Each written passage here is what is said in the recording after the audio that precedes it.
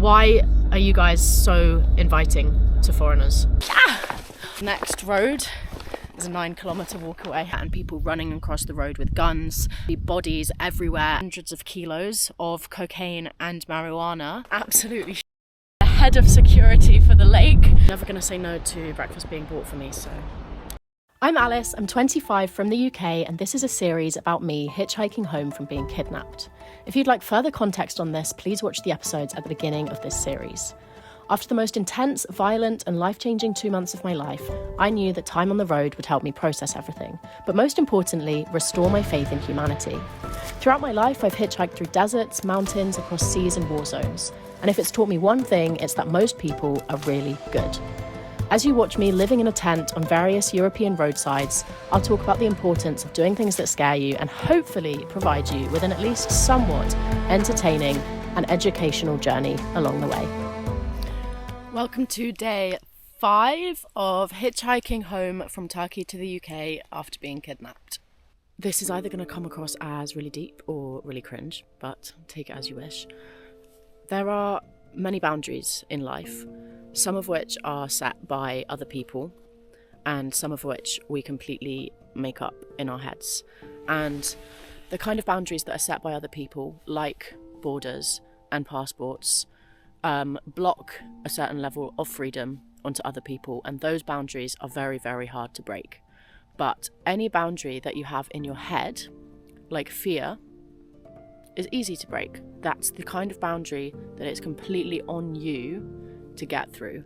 And when you break through fear so many times that you're no longer scared of that thing, that for me is like complete liberation of the mind. It's the morning ritual of instant coffee in a water bottle.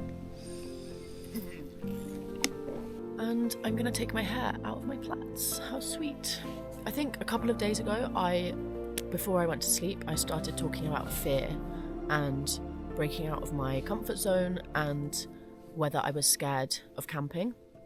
And I said that I used to be really scared of camping, but I wanted to force myself to do it so that I would no longer be scared of it. And I talked about how I don't often get the most amazing night's sleep when I do camp because I'm hyper aware all night, and at the tiniest sound I just wake up because I don't know what it is. I said maybe one day I won't feel like that because I will have done it so many times that it will feel normal. But then also maybe because I'm a woman, I will never have the privilege of being able to just camp on my own in the wild and have a completely normal night's sleep, especially just on the side of a road. But last night I had, I think, the best sleep that I've had on this entire trip. That comes, I think, just 2 days after me questioning whether I'd ever be able to sleep in a tent alone without waking up in the middle of the night because I'm scared. The point is, the more you do something, the less scared you become, and breaking through those fears by repeatedly doing the things that you're scared of is such an incredible route to freedom. So the aim of today is to get to Montenegro, which isn't actually too far away. But so far on this trip, I have not fulfilled a single one of my aims of each day. The first day I failed on getting to the Rhodope Mountains. The second day I did get to Kosovo, but I didn't get to where I wanted to get to.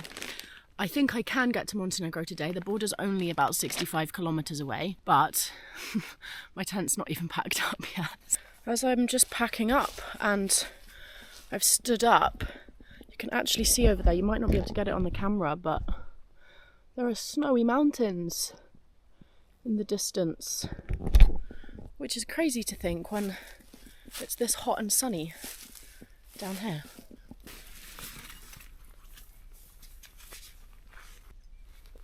All right, let's get out of these bushes and hit the road.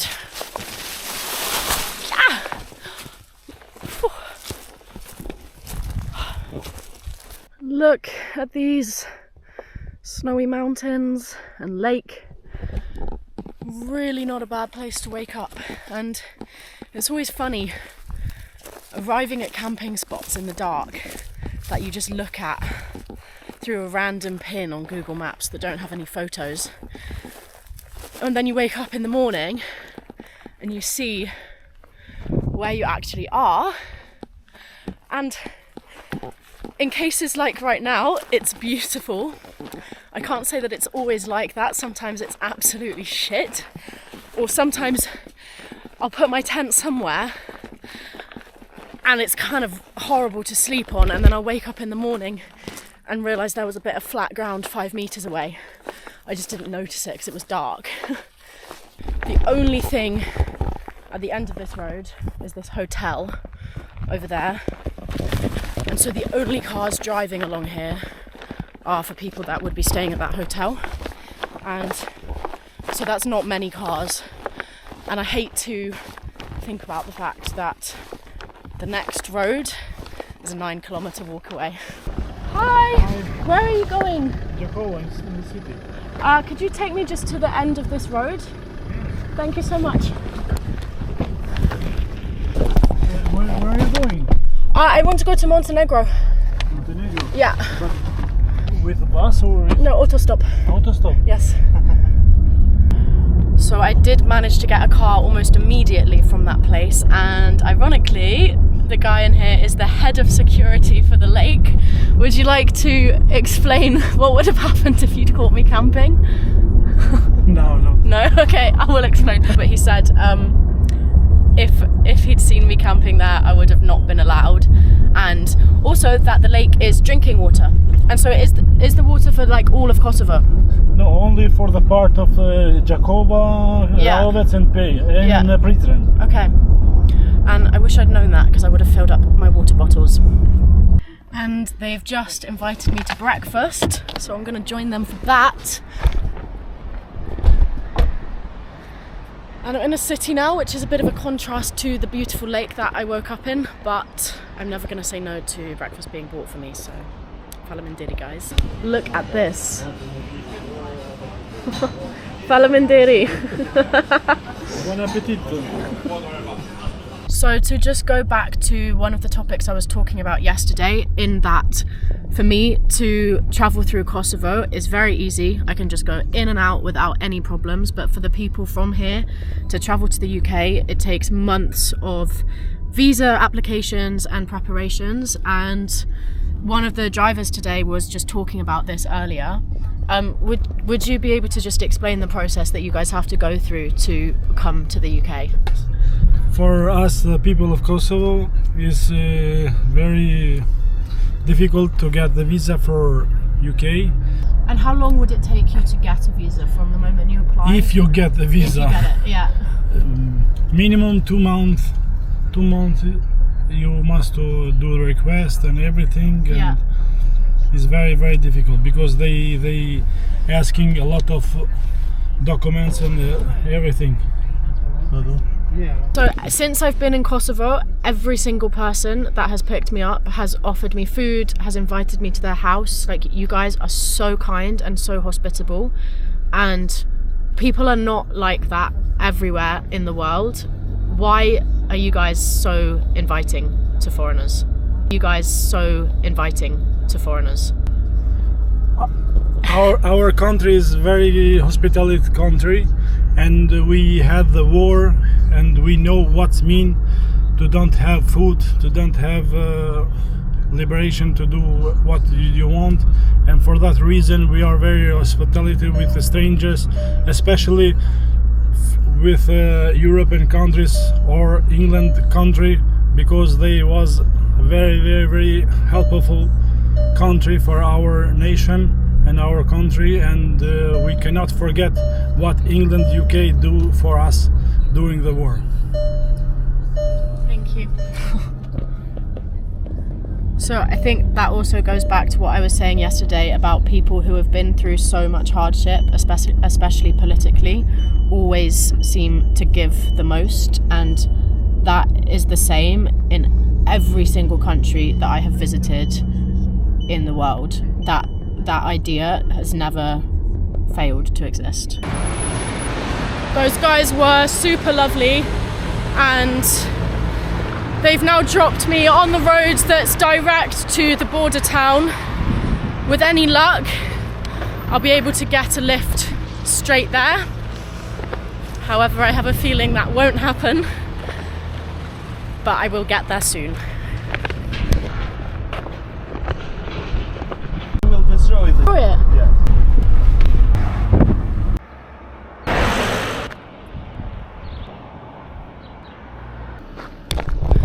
Yay, I got a car.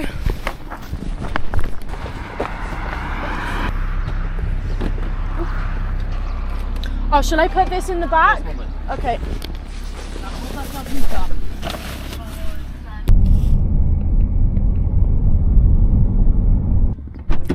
So I've been taken the whole way to the border by this lovely, lovely couple. Thank you so much, guys. Welcome. They have driven really far out of their way to take me the whole way here, so massive thank you to both. They're on holiday, so had some extra time. I will cross over into Montenegro in a minute, and no filming at the border, so I will be back on the camera on the other side. I'm just at the no man's land bit between Kosovo and Montenegro, but I'm out of the way of any police, so I'm just filming, and I want to talk about the conversations that I had in the car that I was just in, because once again, I wasn't able to film the people that were driving me. They were ex-army and ex-police, and they worked a lot during the war in the drug smuggling department. And it was super interesting. With every village that we drove through, the guy that was driving told me how many hundreds of kilos of cocaine and marijuana they seized from those villages in the past 10 years and in the 10 years prior to that.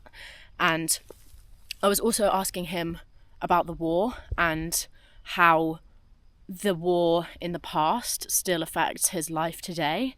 And he didn't talk about it so much in like how it affects his day-to-day life, but he said it affects every single aspect of my life today because it was life or death, and I am alive today.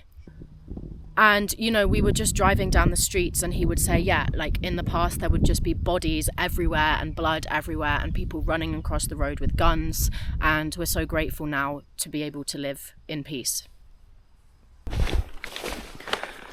They also invited me to stay at their house, invited me for food, and asked me if I needed any clothes or anything to help me along with my journey. And so that now means that every single car that I got in whilst hitchhiking through Kosovo invited me to their house, invited me for a meal, and offered me clothes and water. And so as I'm about to leave Kosovo, the entry point to Montenegro is just 100 meters ahead. I would just like to thank every single person here because you've been amazing and your hospitality will not be forgotten anytime soon. And I am going to now turn the camera off again because I'm at a border.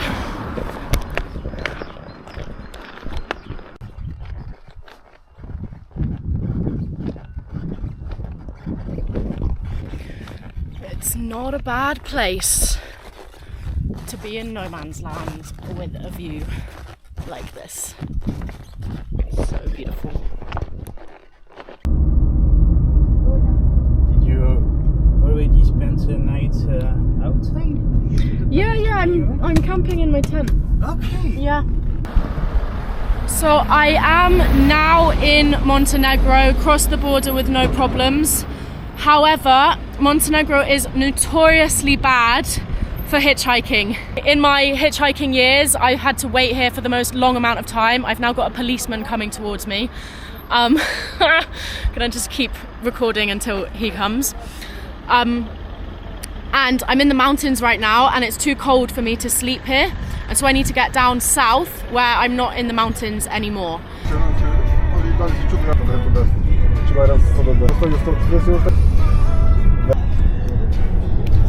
So this is like super random, but I'm just in this car and I've just found out that some of my friends are in the city that this car I'm currently in is driving to.